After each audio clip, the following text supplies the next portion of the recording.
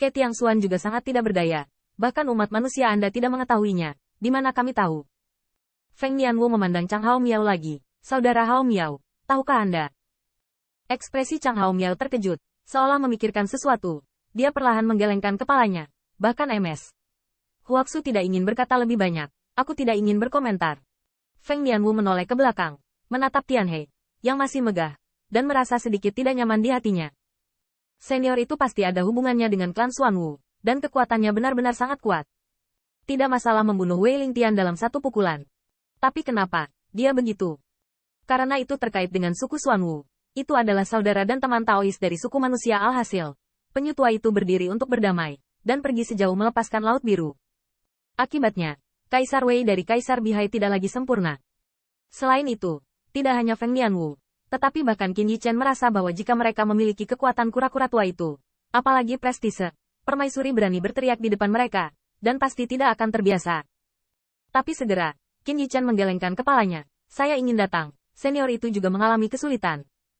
Meskipun, penyu tua yang mereka lihat di dasar Tianhe sama sekali berbeda dari nenek moyang dari 10 protos yang ditemui Qin Yichen. Nenek moyang yang dia temui sebelumnya semuanya dewa dan perkasa, berdiri tegak, melindungi mereka dari angin dan hujan, dan bahkan untuk keturunan mereka, bahkan dewa kuno pun berani bertarung. Dan kura-kura tua ini, bahkan raja kecil yang menunjuk hidungnya dan mengutuknya dengan sedikit pelajaran, tertahan.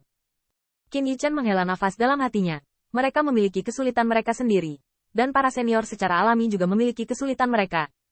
Zhu Jiuyin, mereka berasal dari Istana Iblis Kuno. Di belakang mereka adalah Kaisar Gagak Emas. Permaisuri juga memiliki Kaisar Surgawi, dan di belakang Kaisar Surgawi adalah leluhur hitam. Saya tidak bisa meminta senior Xuanwu tua untuk mengambil risiko seperti itu untuk seorang kaisar. Selain itu, meskipun senior Xuanwu tua tidak menyukai mereka, dan bahkan melepaskan lautan biru kemarahan, setelah Qin Yichen tenang, dia merasa bahwa senior itu tidak melindungi mereka. Bagaimanapun, bahkan jika Xuanwu senior berbicara dan bertanya kepada Bihai Kaisar Jiwa dan artefak Kaisar Bihai, bagaimana dengan dia? Belum lagi apakah Binuhai memberikan wajah ini kepada lelaki tua itu. Tetapi jika dia melakukannya, keluhan antara Binuhai dan dia akan hilang. Klan Kaisar Ke menyapu klan Bihai, dan dia sudah berada di front persatuan dengan klan Kaisar Ke. Jadi Binuhai tidak akan pernah bisa menyelesaikan konflik dengannya. Daripada itu, tampaknya tidak ada salahnya membiarkan Laut Kemarahan Biru pergi. Namun, Qin Yichen tidak bisa menelan nafas jiwa Kaisar Bihai yang pergi. Sejak aku datang ke klan Kaisar Ke, aku telah melakukan pertempuran berulang kali, semua sebagai ganti sumber daya untuk memurnikan Kaisar Bihai. Aku bahkan menghabiskan Bihai Dao Yuan dan Kaisar Wu Jinyu. Pada akhirnya, Laut Kemarahan Biru melarikan diri. Bahkan ketika Binuhai pergi, dia bahkan mengancam akan datang untuk mengambil senjata Bihai Imperial cepat atau lambat.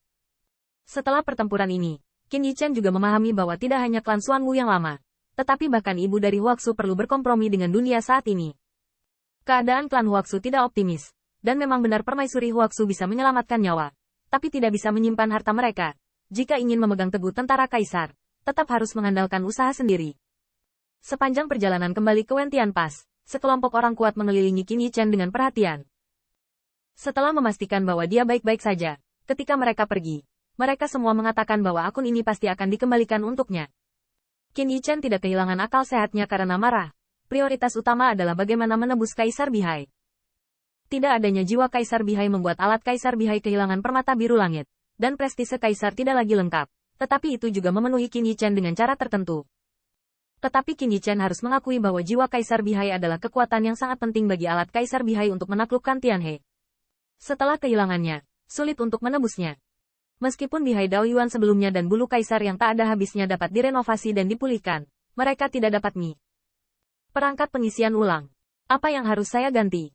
Melihat alur permata berlubang, Qin Yichen melamun. Berbicara tentang alur ini, tanpa jiwa Kaisar Bihai, sepertinya tepat untuk memasukkan batu ilahi Heze, tetapi ini tidak realistis. Apakah Anda ingin memasukkan untayan musim semi kuning itu ke dalamnya? Inspirasi Qin Yichen melintas, dan Huang Quan, Raja Dewa, bertanggung jawab atas kelahiran dan kematian 10.000 dao. Kekuatan semacam itu membuat semua usia dan semua dao takut akan hal itu. Tidak ada keraguan bahwa kekuatan Dewa Raja Huang Quan pasti melebihi artefak Kaisar Bihai. Tapi Qin Yichen dengan cepat membantah ide ini. Karena pertemuan dengan permaisuri Huaxu lagi, mantan juga menyelesaikan keraguannya. Seolah-olah dia juga tahu tentang pertemuan antara Dewa Raja Huang Quan dan dia. Huasu juga mengungkapkan keraguan tentang apa yang dikatakan Raja Dewa Huangquan. Jika ada kesempatan untuk bekerja sama dengan Qin Yichen, Huasu juga mengungkapkan keraguan. Bagaimanapun, dia baru saja melihat langit lagi. Puluhan juta tahun telah berlalu. Perubahan apa yang telah dilakukan pada dewa-dewa kuno itu sekarang, dan apa yang dia alami, dia tidak terlalu memahami. Namun, Huasu mengingatkan Qin Yichen bahwa Huangquan dapat bekerja sama, yaitu saling menggunakan. Tetapi selain diukur, mereka tidak boleh dipercaya. Seperti yang dikatakan Raja Dewa Huangquan sendiri, dia tidak memiliki teman dan sepertinya tidak membutuhkannya. Karena itu, Qin Yichen tidak mempercayai Raja Dewa Huangquan. Anda harus tahu bahwa jika sinar Huangquan meledak pada saat itu pasti akan membantunya mengubah bahayanya menjadi angin sepoi-sepoi. Namun, Dewa Raja Huangquan tidak takut pada Jiu Yin. Dia jelas terjerat. Dibandingkan dengan Istana Iblis Kuno, dia tidak layak membantu. Karena pengadilan Iblis Kuno, Raja Dewa Huangquan bisa ragu. Jadi bukan tidak mungkin mengadu dia untuk seorang kaisar. Jadi Qin Yichen tidak memilih untayan musim semi kuning itu. Bagaimana cara memperbaiki Kaisar Bihai? Qin Yichen merenung untuk waktu yang lama. Pertama-tama, harta paling berharga yang digunakan untuk pemulihan harus sebanding dengan permata yang berisi jiwa Kaisar Bihai. Dan kedua, dia bisa menguasainya. Tiba-tiba, mata Qin Yichen berbinar. Kita sudah lama tidak bertemu. 10.000 bunga iblis. Tiba-tiba, Qin Yichen membawa 10.000 bunga iblis. Dan melihat bahwa tubuh bagian bawah adalah bunga suci yang mempesona, tetapi tubuh bagian atas sangat menawan. Saya harus mengatakan bahwa penampilan bunga 10.000 dao iblis masih sangat bagus. Tetapi setelah mengalami reruntuhan Lik Dao dan menyaksikan proses kelahiran pembangkit tenaga listrik Lik 10.000 tulang yang tak terhitung jumlahnya, Qin Yichen sangat jelas tentang iblis di bawah pangkat suci ini. Nah, apa yang ingin kamu lakukan? Dewa itu tidak mengganggumu selama ini. Kamu harus berterima kasih. Wan Dao Yaohua sedikit terkejut. Tetapi dia masih kuno di depan Qin Yichen. Tetapi yang terakhir tampaknya tidak menghargainya. Kamu tidak berpura-pura menjadi bawang putih. Ketika aku tidak tahu jam berapa aku diburu tahun ini, kamu tidak berpikir untuk mengambil kesempatan untuk menggigitku kembali. Sayangnya, musuh yang ditemui Qin Yichen juga terlalu kuat, seperti Zhu Jiuyin, Heizu, Raja Meteorit Desolate. Keberadaan ini, bahkan jika 10.000 bunga iblis Dao berhasil menjadi bumerang, akhirnya hanya akan jatuh di tangan orang kuat lainnya, membuatnya lebih sulit untuk berdiri.